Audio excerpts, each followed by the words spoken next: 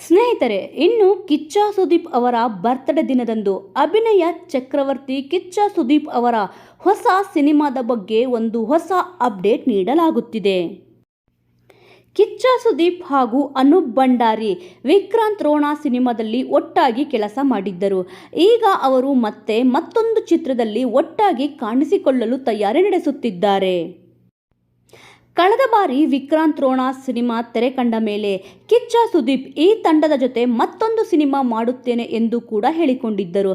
ಸದ್ಯ ಈಗ ಮತ್ತೆ ಅದೇ ಚಿತ್ರತಂಡದೊಂದಿಗೆ ಕಾಣಿಸಿಕೊಳ್ಳುತ್ತಿದ್ದಾರೆ.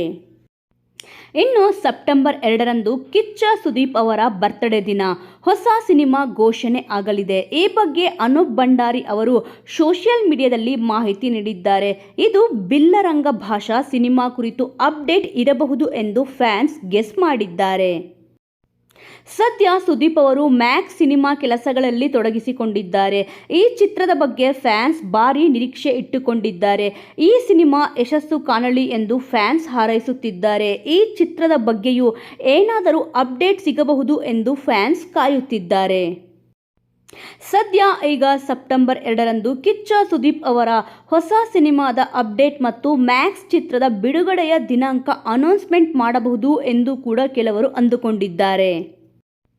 ಸೆಪ್ಟೆಂಬರ್ 2ರಂದು ಬರ್ತ್ಡೇಯ ವಿಶೇಷವಾಗಿ ಸುದೀಪ್ ಅವರು ತಮ್ಮ ಅಭಿಮಾನಿಗಳಿಗೆ ಯಾವ ಸಿಹಿ ಸುದ್ದಿ ಸಿಗಬಹುದು ಎಂದು ಕಾದು ನೋಡಬೇಕಿದೆ. ಸ್ನೇಹಿತರೆ, ಇನ್ನು ನಿಮ್ಮ ಅನಿಸಿಕೆಯ ಪ್ರಕಾರ ಕಿಚ್ಚ ಸುದೀಪ್ ಅವರ ಬರ್ತ್ಡೇ ದಿನದಂದು ಯಾವ ಒಂದು ಅಪ್ಡೇಟ್ ಸಿಗಬಹುದು ಎಂದು ತಪ್ಪದೆ ಕಮೆಂಟ್ ಮೂಲಕ ತಿಳಿಸಿ.